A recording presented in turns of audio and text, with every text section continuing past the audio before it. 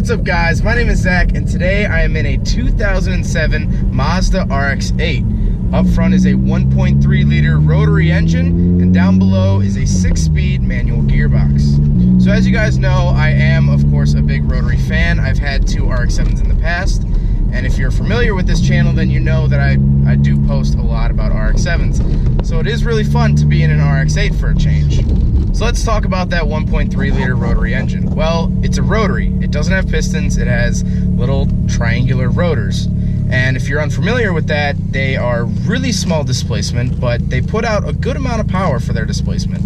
This car puts out about 220 horsepower out of a 1.3 liter, which is pretty good.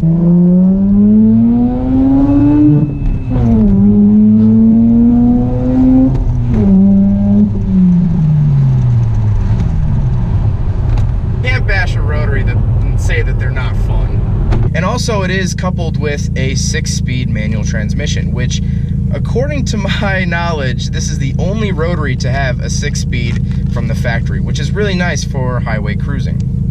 Now the nice thing about this car is that it has a nearly 9,000 RPM Redline from the factory, so you can rev it up all day long. And that's the nice thing about rotary engines, is that they will rev forever. You can get it up into 10,000 RPM if you really want to.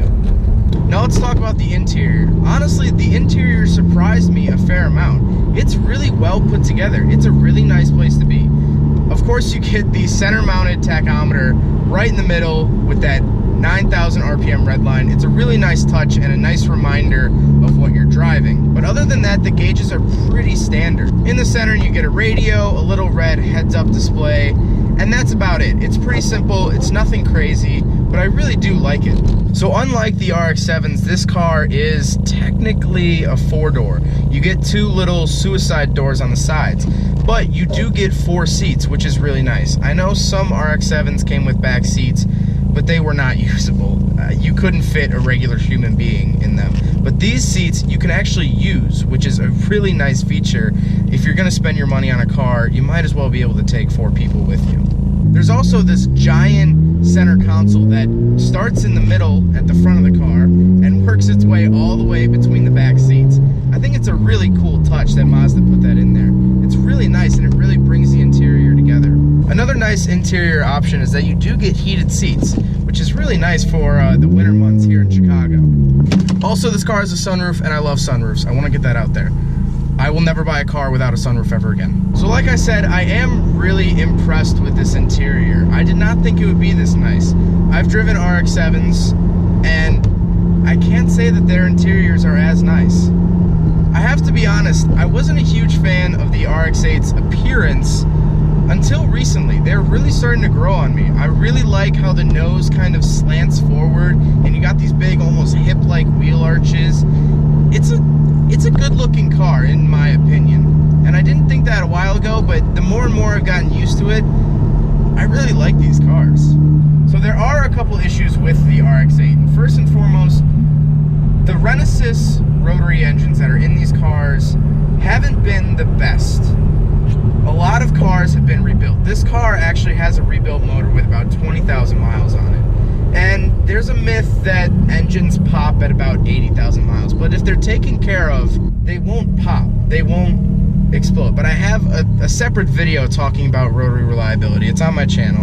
And the thing is that if they're taken care of, they'll last a long time, but no one wants to take care of them. No one, I mean, revving it up to 9,000 and even touching 10,000 RPM is so much fun, but no one wants to really take the precautionary measures. I mean, you do have to take care of rotary engines.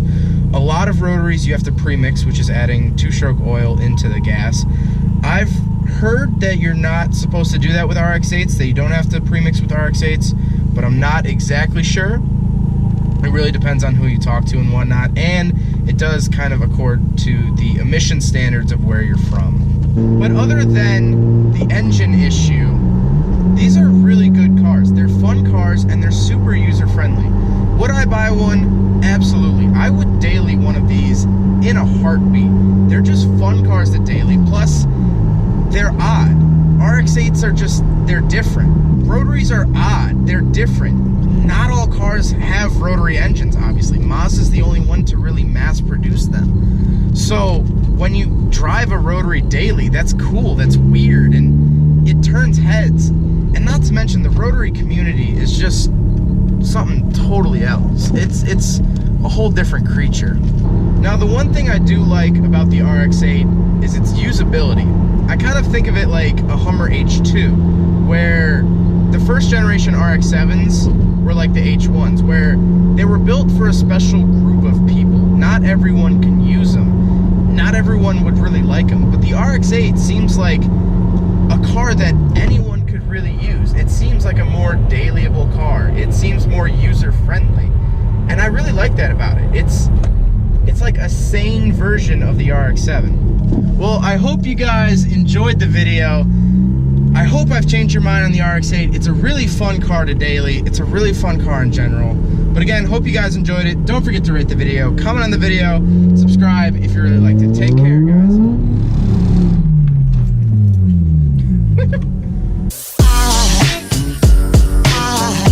There goes a sight from my soul.